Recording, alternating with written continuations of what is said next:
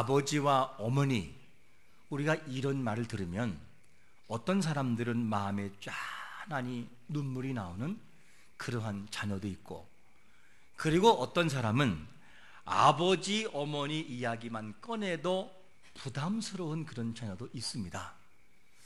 여러분들은 어떻습니까? 혹여 어머니 이야기를 꺼내면 마음이 포근한데 아버지 이야기를 꺼내면 왠지 모르게 생각하기가 너무나 싫은 그런 혹 자녀는 없으십니까? 반대로 아버지는 정다워 보이는데 어머니 이야기를 꺼내면 왠지 모르게 마음에 불편한 그런 분이 있다면 우리는 한번 이것을 생각해 봐야 됩니다. 왜 그럴까? 사람은 자라온 환경에 따라서 어떤 것을 경험하고 어떤 것을 열매를 만들어냅니다.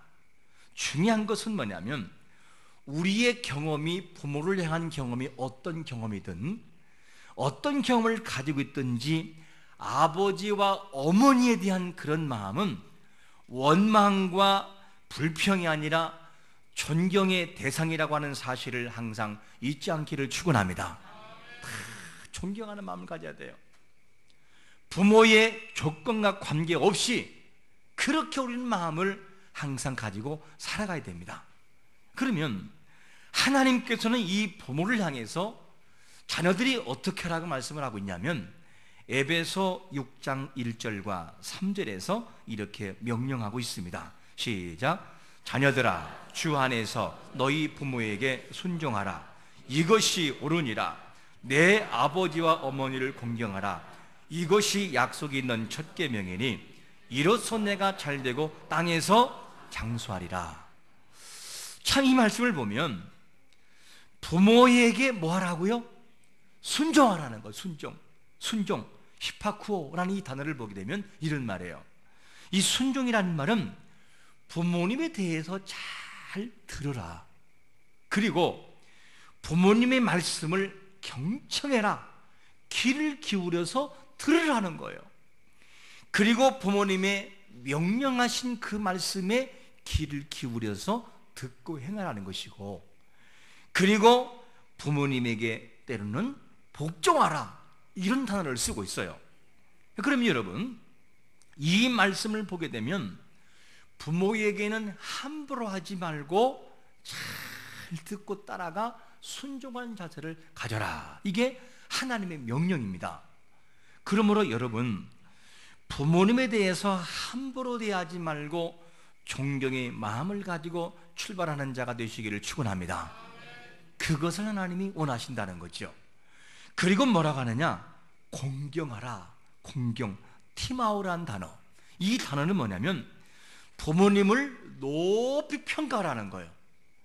그리고 부모님에게 이 좋은 가치를 두라는 것이고, 그리고 부모님을 존경하고, 심지어는 무슨 단어를 쓰고 있느냐? 하나님에게 쓰고 있는 경외하라는 거예요. 경외. 두려워하고 두려운 마음을 가지라는 거예요. 이 단어를 부모님에게 쓰고 있어요. 물론 1절 앞에서 기본적인 전제가 뭐냐면 주 안에서라는 단어를 쓰거든요. 주 안에서. 그러면 우리는 보통 이렇게 생각을 해요. 복종하고 순종하고 경청하고 경외하되, 그러나 주 안에서. 이 말씀을 통하여 자꾸만 부모님에게 효도하고 경외하고 사랑하는 마음에서 벗어나려고 자꾸 합리화시켜요. 여러분, 주 안에서 순종하라는 이 말은 자녀가 부모에게 순종하지 않기 위해서 합리화시키라고 놓은 단어가 아니라, 도리어 주 안에서라는 단어를 적용하다 보면 부모님을 더 많이 이해할 수 있고, 부모님을 더 많이 사랑할 수 있고, 이해가 안 되는 부모님이라 할지라도 더 많이 사랑할 수 있는 그런 과정으로 간다는 거죠. 예를 들어서 부모님이 이해가 안 돼요. 그러면 일반 상식으로 부모를 생각하면 원망이 나올 만하거든요. 그런데 이 단어를 주 안에서, 즉 믿음적인 행위로 가지고 가서 주 안에서 생각하다 보니, 야, 맞다. 나라는 존재는 부모님 때문에 존재하지. 내 부모가 어떠하든지 간에 나는 부모님에게 감사해야 돼. 하면서 믿음적인 주 안으로 들어가 생각하니 감사할 수 있다는 거지요. 그러므로 주 안에서는 합리화시키라고 논다는 거 아니라는 거지요. 그리고 또 중요한 것이 뭐냐면 살아온 부모님의 삶을 바라보니 자녀 입장에서 본받을 것이 많지 않아 보여요. 그리고 부모님의 모습을 바라보니 왠지 모르게 도덕적으로 본의 안 되고 덕이 안 돼. 그럴 때는 어떻게 되느냐? 그래도 주 안에서 부모님을 바라보고 생각하면 부모가 이해가 되고 부모를 사랑할 수 있는 마음의 폭이 넓어진다는 거죠. 그러므로 여러분, 안 되는 것은, 불평스러운 것은 일반 상식이 아니라 도덕이 아니라 주 안에서의 테두리를 통해서 부모님을 바라볼 수 있는 용기가 있으시기를 축원합니다. 그래야 그 부모님을 존경할 수 있고 존중할 수 있다는 거예요. 이게 참 중요한 것이죠. 그래서 주 안에서라는 단어 속에 다시 안에서라는 단어로 좀 더 좁혀가면, 아내란 말이 무슨 말이냐? 애인이란 단어인데 이 단어를 보면 안에 의하여 그런 말이에요. 그럼 예를 들어서 상식선에서 부모님이 이해가 안 된다. 그러면 이것을 어떻게 해야 되느냐? 그럴 때는 말씀에 의하여 부모님을 바라보면 부모님이 이해가 되더라는 거예요. 맞아, 아버지 어머니는 하나님 몰라서 그럴 거야. 하나님을 모르니까 저렇게 할 수 있어. 나도 그랬잖아. 그러면서 말씀에 의하여 말씀 안에서 이해하다 보면 그 부모님이 이해가 간다는 거죠. 하나님께서는 왜 부모님을 사랑하라라는 이 말 속에 조건부를 안 달았을까? 얘들아, 너희의 부모가 잘하면 순종하고 못하면 마음대로 해라. 대들고 따지고 주먹질을 해라. 왜 이런 단어를 쓰지 않았을까? 하나님께서는 뭐라 하느냐? 공경하라고 하는 의무의 조항을 두었어요. 그래서 율법의 기초가 되는 출애굽기 20장 12절에서 하나님은 뭐라고 말씀했냐면, 같이 한번 읽어볼까요? 시작. 내 부모를 공경하라. 그리하면 내 하나님 여호와가 내게 준 땅에서 내 생명이 길리라는 거예요. 이 말씀을 보면 십계명이라는 것은 뭐냐면 성도로서 가장 기초가 될 수 있는 출발점, 이 정도는 그래도 기본으로 해야 된다라고 하는 가장 기초요 중요시적인 부분을 한 것이 십계명이죠. 그런데 이 말씀의 십계명은 뭐냐면 지켜도 되고 안 지켜도 되는 그런 단어가 아니라 꼭 지켜야 할 것들이에요. 하나님에 대해서, 이웃에 대해서, 부모에 대해서, 이웃과의 관계에서 이거를 우리에게 말씀합니다. 그러므로 혹여 여러분, 목사님 그래도 저는 부모가 이해가 안 돼요. 우리 부모는 도무지 이해가 안 되고 다른 부모하고 비교해 볼 때 3분의 1도 못 따라가요 라고 하는 그런 자녀가 있다면 이렇게 한번 생각해 보시기 바랍니다. 부모가 이해가 안 되면 오늘 집에 가셔서 부모님에게 마음을 털어놓고, 아버지, 어머니, 제가 아버지의 살아온 삶을 좀 듣고 싶어요. 아버지, 어머니는 인생을 어떻게 살아오셨습니까? 인생을 살아오면서 가장 힘든 것이 무엇이었습니까? 제가 한번 듣고 싶습니다. 그러면서 열린 귀와 마음을 가지고 아버지, 어머니가 살아온 삶을 한번 고스란히 마음에 담아 보십시오. 그러면 이해가 안 되는 부모님의 그 삶이 이해가 되기 시작을 해요. 평소에는 부모님이 이해가 안 됐으나 그 이야기를 듣고 보니 마음에 제 정돈과 제 해석이 돼버려요. 아, 그랬구나. 내가 아는 아버지는 저런 삶 때문에 어쩔 수 없이 저렇게 될 수밖에 없었구나. 우리 어머니는 살아온 삶에 있어서 너무나 여유가 없어서 저렇게 살아갈 수밖에 없었구나. 이거를 이해할 때가 와요. 그러면 그 부모님을, 그게 진짜 아는 거예요.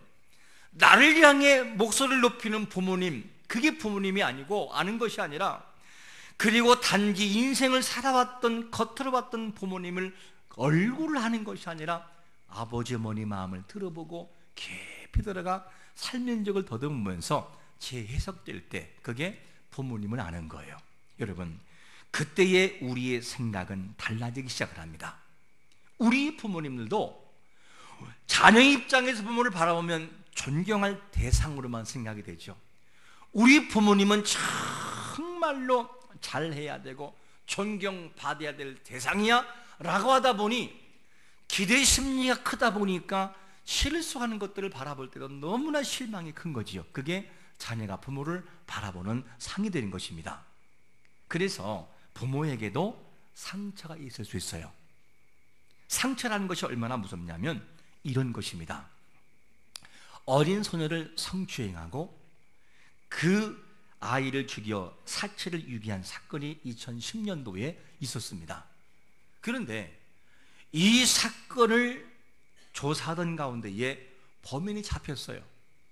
범인을 잡아보니까 누구였느냐? 어린 아기일 때 부모로부터 버림받은 아이였어요. 근데 이 아이가, 부모로부터 버림받은 아이가 자라면서 뒤늦게 이 사실을 알게 된 거예요.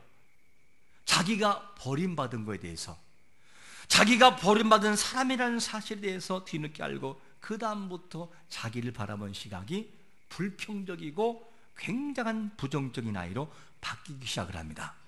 나라는 인생 이렇게 살면 뭐해? 내가 버림받았는데, 버림받은 인생 잘 되면 뭐해? 이 정말로 한스러운 이 세상 이렇게 살면 뭐하나? 그러면서 자기를 미워하기 시작을 하죠.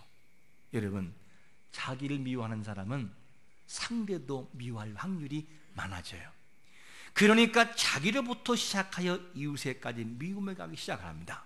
그리고 그 미움을 가지고 이 소녀를 죽이게 된 것이죠.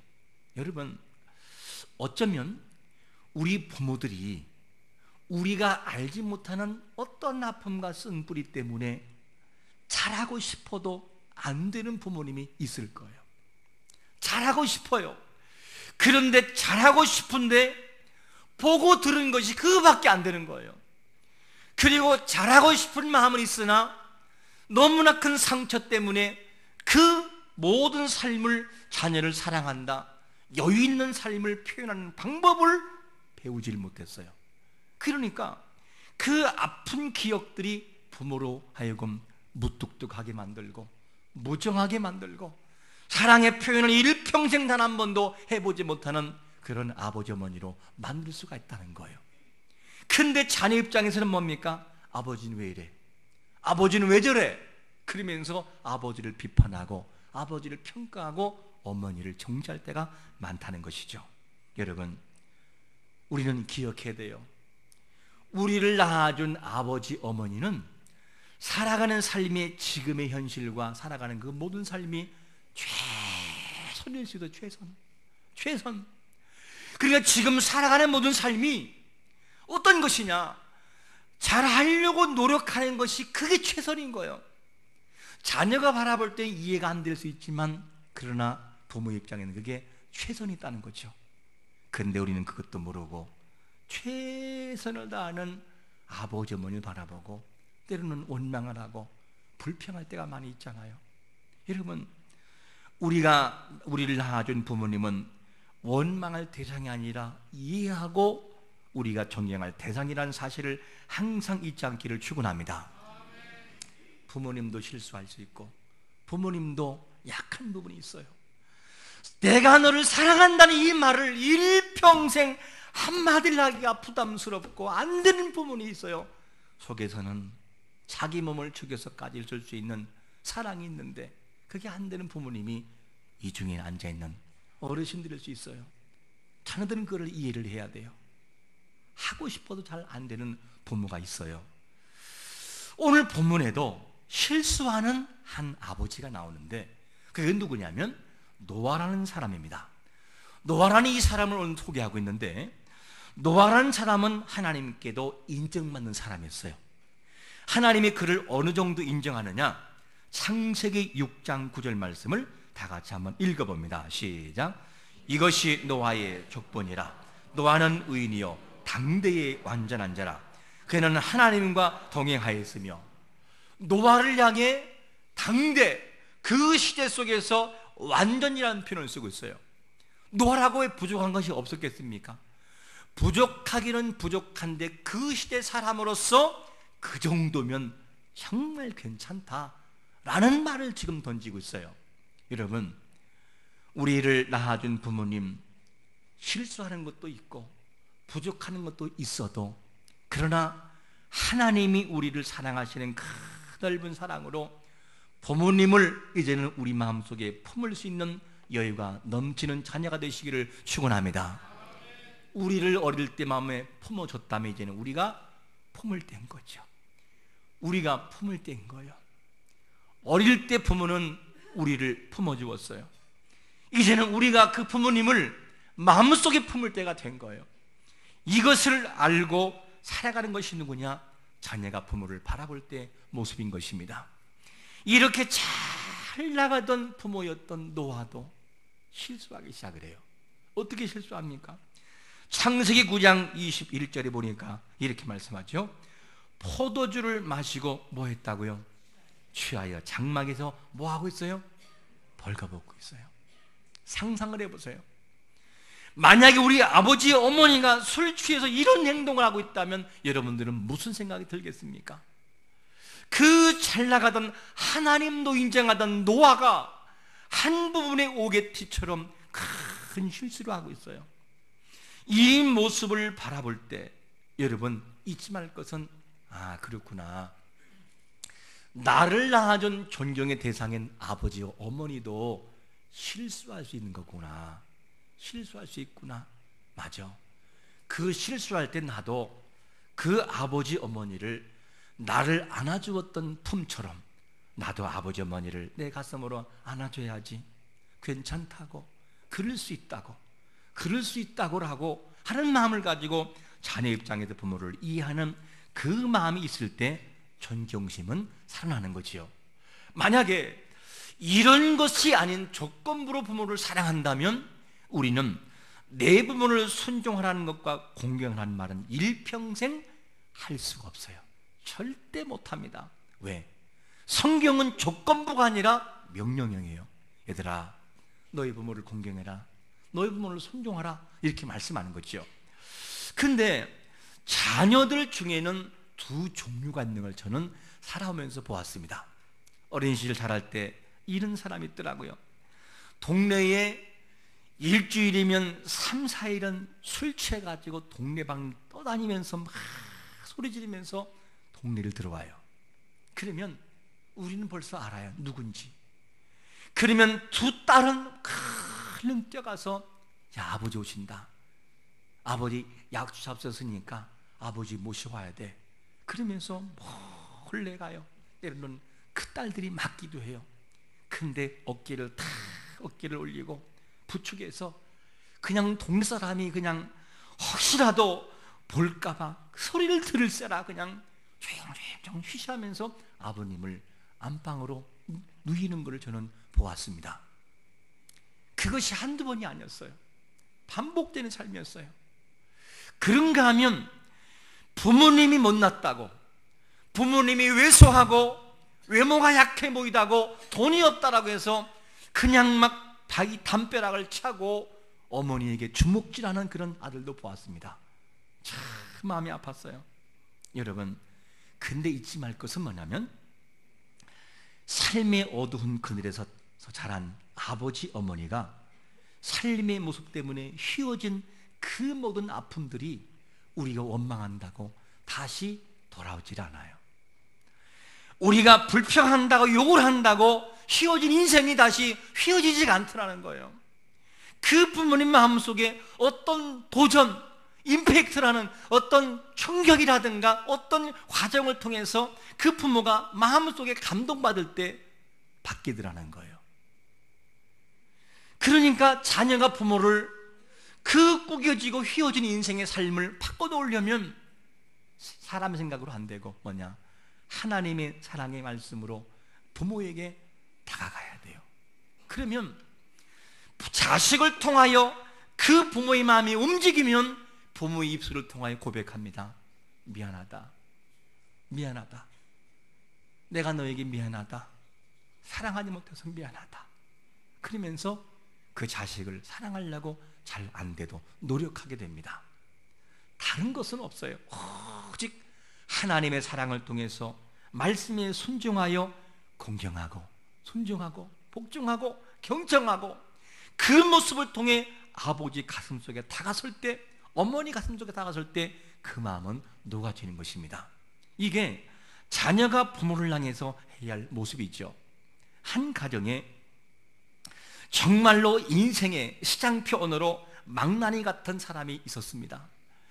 정말 제가 봐도 그 인생은 포기할 수밖에 없는 그런 인생이었어요. 아버지, 어머니 없어요. 형제 없어요. 너무 괴롭히니까 그냥 도망가고 상종을 하질 않아요. 그러던 그 아들이 교통사고를 통해서 병원에 입원했습니다. 입원했는데도 아버지를 안 하세요. 형제들이 얼마나 지쳤는지. 근데 오직 한 사람, 그의 동생 한 사람만큼은 그 오빠에게 찾아가요. 그분은 집사님이에요. 찾아가서 김밥을 싸가고 사랑을 주고 계속해서 반복합니다. 그러던 어느 날 이 오빠 입술 속에서 이렇게 물어요. 동생에게, 야, 내가 너를 그렇게 힘들게 했는데 너는 왜 나를 포기하지 않냐? 너는 왜 나를 포기하지 않냐? 그 말에 이 동생은 이렇게 말해. 오빠, 예수님 믿어. 예수님은 오빠를 사랑하셔. 이 말에 가슴이 녹아진 거예요. 그 다음부터 이 인생, 깡패 같은 인생이 변하기 시작하는데, 새벽 예배, 심야, 모든 예배는 맨 앞에 가서 울며 기도하는 거예요. 그러면서 하나님을 찬양하고 인생이 휘어진 인생이 완전히 바뀌어 하나님을 대적하던 인생이 하나님을 찬양하는 인생으로 바뀌는 걸 제가 직접 들었어요. 여러분, 불평스러운 부모님이 있습니까? 이해가 되지 않은 그런 어머니가 있습니까? 휘어진 인생을 바꾸는 것은 사람의 힘이 아니라 오직 하나님이 말씀하신 말씀을 통하여 다가설 때 그 휘어진 인생은 다시 한번 다시 돌아오는 것을 믿으시기를 축원합니다. 그 아버지 어머니는 나를 낳아준 생명의 통로라는 거예요. 뭐라고 해도 아무리 불평할 거리가 생겨도 그 부모님은 나를 낳아준 생명의 통로, 나를 존재케 한 부모님이라는 거죠. 이것을 아는 것이 인생의 최고의 행복이고 최고의 복을 받는 비결이라는 거예요. 이게 첫 출발이라는 거죠. 여러분, 부모님은 미워할 대상, 원망할 대상이 아니라 존경할 대상으로만 남아야 할 대상인 걸 믿으시기를 축원합니다. 존경하면 이해가 안 돼도 하나님이 책임지겠다는 거예요. 내가 하다 안 되면 하나님이 그 마음 움직이겠다는 거예요. 이게 하나님의 약속인 것입니다. 그래서 부모님도 때로는 실수할 수 있다. 그렇구나, 실수할 수 있구나. 이 몫을 항상 마음속에 담아놔야 되죠. 그러면 실수한 부모님이 용납이 안 되고 용서할 수 없을 때 어떻게 되느냐? 오늘 본문은 그 해답을 주는데, 노아의 아들들이 셈과 그 다음에 함과 야벳이었습니다. 근데 이 세 명 중에서 똑같은 사건을 바라보고 대하고 대처하는 방법이 다른 것을 보게 돼요. 그 오늘 본문에 답이 나오는데, 먼저 함이라고 하는 이 아들이 아버지의 실수를 바라보고 어떻게 대처한지를 잘 보십시오. 창세기 9장 22절입니다. 시작. 가나안의 아버지 함이 그의 아버지의 하체를 보고 밖으로 나가서 그의 두 형제에게 알림해. 함이라고 하는 이 아들이 아버지의 실수하는 것을 먼저 보았습니다. 그리고 나가서 밖에 나가서 두 형제를 불러서 다 이야기하는데, 여기서 단지 알린다라는 이 단어가 단순해 보이지만 이 안에는 깊은 뜻이 있어요. 나가더라는 이 단어의 원뜻을 보면 설명하다. 그러니까 두 형제를 불러놓고 아버지가 이런 추태스러운 일을 해서 자세하게 설명하는 거예요. 뭐 그렇게 자랑스러운 일이라고를 자세히 설명합니까? 그것을 누설하다, 그리고 고발하다, 이야기하다, 이런 단어만 보아도 함이라는 마음 속에는 무엇이 있느냐? 아버지를 향한 마음이 선하지 않다는 거예요. 여러분, 부모가 실수해도 우리 마음이 선하냐 선하지 않느냐에 따라서 하나님이 우리를 책망한다는 사실을 믿으시길 바랍니다. 선해야 돼요. 출발점이. 실수했어도 이렇게 되는데, 하민하는 사람은 뭐냐? 이 표현 자체가 굉장히 악했어요. 우리는 이 본문을 보면서 이런 아쉬움을 한번 표현해 봐요. 함이라는 사람이 만약에 아버지의 실수를 먼저 발견했어요. 들어가서 딱 보는 순간 아버지 저러면 안 되는데, 이때 두 형제에게 알릴 것도 없이 가서 아버지를 덮어주고, 아버지 왜 그러세요? 그리고 다 입혀주고, 그리고 아버지를 실수를 덮어주면서 형제가 들으면, 야 아버지 들어오시니까 들어오지 말아라, 주무신다, 이러면서 덮었다면 어떻게 됐을까? 성경 기록은 바뀌었을 거예요. 함이라는 형제가 들어가 아버지의 아픔과 아버지의 실수를 덮어주었더라. 그리하여 함은 대대로 축복을 받고 번성의 복을 받았더라. 이렇게 바뀌어질 거예요. 그런데 이 함이라는 사람은 형제에게 가서 그대로를 알려서, 사람은 말을 하다 보면 자꾸만 자기 감정 들어가서 보태지게 되죠. 그리고 이것을 누설하고 좋지 않은 쪽으로 말을 합니다. 그러면 똑같은 실수한 현장을 보았던 셈과 야벳은 어떻게 이 문제를 처리할까? 우리 한번 9장 23절을 같이 읽어봅니다. 시작. 셈과 야벳이 옷을 가져다가 자기들이 어깨에 메고 뒷걸음쳐 들어가서 그들의 아버지의 하체를 덮었으며, 그들이 얼굴을 돌이키고 그들의 아버지의 하체를 보지 않았다는 거예요. 그러면 묻겠습니다. 이 셈과 야벳은 아버지가 그런 실수하는 것을 알아야 몰라요? 알고 있잖아요. 너무 자세하게 들어가지고 다 알고 있어요. 알매도 불구하고 둘은 아버지 하체를 안 보려고 했어요. 출발 자체가 선했어요. 아버지 약한 부분을, 허물을 덮으려고 노력을 했고, 아버지를 덮어주려고 노력을 했어요. 그래서 시편 30편 1절을 보면, 허물에 사함받고 자신의 죄가 가려진 자는 뭐가 있다고요? 복이 있다는 거예요. 이렇게 덮어줘야 되는데 이 함은 그러지 못하고 셈과 야벳은 이것을 덮어주었어요. 덮어줍니다. 그럼 얼마나 감사합니까? 셈과 야벳도 이 함으로부터 모든 얘기를 들었는데 함부로 하질 않았어요. 함부로. 그러니까 아버지의 약함을 알고도 덮었어요. 이것을 바라보면 함부로 해서는 안 되는 거죠. 부모에게. 그러면 부모에게 왜 함부로 하면 안 되는지를 이유를 봅니다. 이유가 창세기 9장 24, 25절에 보니까 이렇게 말씀합니다. 노아가 소리 깨어 그의 작은 아들이 누구에게요? 자기에게 행한 일을 뭐 한다고요? 알았다는 거예요. 그 다음에 이에 이르되 가나안은 저주를 받아 그의 형제의 종들의 종이 되기를 원한다는 거예요. 강조하고 반복하고 이렇게 말하는데, 그런데 아버지의 실수를 바라보고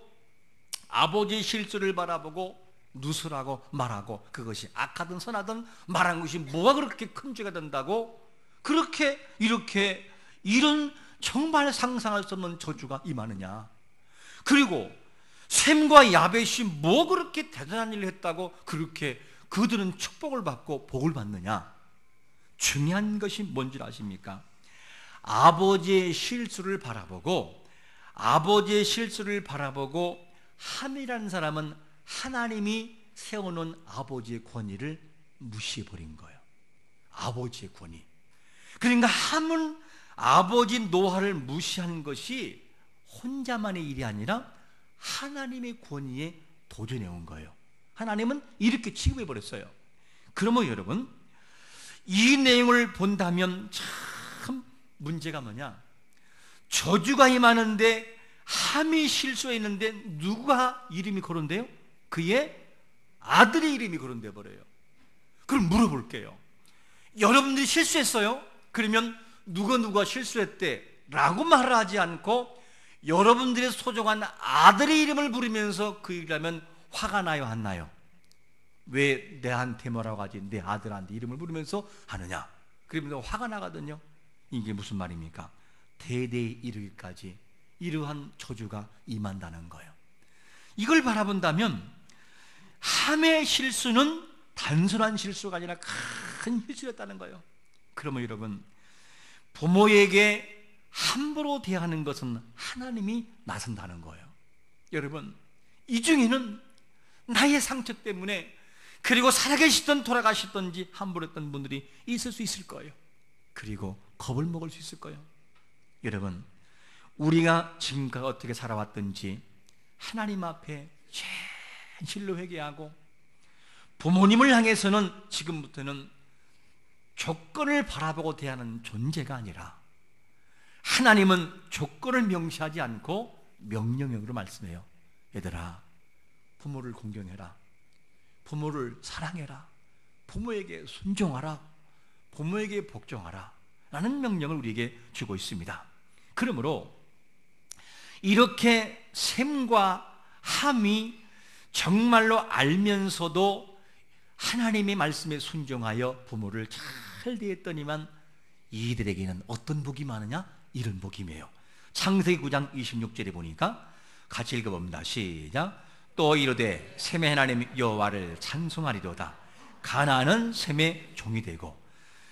여기 보니까 셈에게 복을 주는데 셈의 하나님 여호와를 찬송하리로다. 히브리인들의 문화에서는 어떤 큰 영적인 복을 주기 위해서는 하나님하고 먼저 이야기를 연관시킨 다음에 그 다음에 복을 이야기를 해요. 이게 무슨 말이냐? 셈의 하나님이라고 하는 것은 무슨 말이냐? 하나님께서 셈의 하나님이 되어서 그 인생을 이끌어간다는 걸 말씀하는 거고, 그리고 하나님이, 즉 나는 네 하나님이 되고 너는 내 백성이 되겠다는 것을 이런 표현으로 한 거예요. 그러니까 하나님의 말씀 살았더니만 최고의 복을 주는 거예요. 그리고 뭐라고 하느냐? 셈의 하나님 여호와를 찬송한다는 말이, 찬송이라는 바락한 단어를 보면 뭐냐? 무슨 말이냐? 그를 축복하라, 그를 축복하리라, 그런 말을 축복하리라. 그러니까 하나님이 이들을 바라보고 셈과 야벳을 바라보고 축복하고 참된 복을 줬다는 거예요. 여러분, 이 말씀을 보면 아버지의 실수를 들추어낸 것은 단지 아버지로 끝나는 것이 아니라 하나님이 세우는 아버지를 향한 도전으로 본 거예요. 여러분, 우리가 살아가면서 때로는 부모님 실수할 수 있고 부족한 것이 있어요. 부족한 면들이 있을 때 조건부로 부모에게 대하지 말고 조건부를 떠나서 명령형으로서 존경하고 사랑하고 아껴줄 수 있는 그런 삶을 살아가는 것이 많은 걸 믿으시기를 축원합니다. 부모님은 생명의 뭐라고요? 통로라는 거예요. 그러므로 항상 잊지 말 것은 부모님을 향해서 우리 마음에 늘 뭐냐? 이해하는 쪽으로. 부모님도 쓴 뿌리가 있을 수 있다. 이 쓴 뿌리 때문에 하고 싶어도 안 될 수가 있다. 이런 마음을 기억하고 잠언서 8장 17절 말씀처럼 나를 사랑하는 자들이 나의 사랑을 입으며 나를 간절히 찾는 자가 나를 만날 것이라는 말씀을 의지해서 부모님이 잘 나가고 있으면 더 존경하시고, 단점이 있으면 그 단점을 위해서 눈물로 기도해서 부모님에게 평강을 주고 부모님에게 효도하는 자가 되시기를 축원합니다. 그런 우리 모든 자녀에게 내리는 명령, 다시 한번 우리 돌아가서 에베소 6장 1절과 3절 말씀을 읽고 마칩니다. 시작. 자녀들아, 주 안에서 너희 부모에게 순종하라. 이것이 옳으니라. 내 아버지와 어머니를 공경하라. 이것은 약속 있는 첫 계명이니 이로써 내가 잘되고 땅에서 장수하리라. 할렐루야. 기도하겠습니다.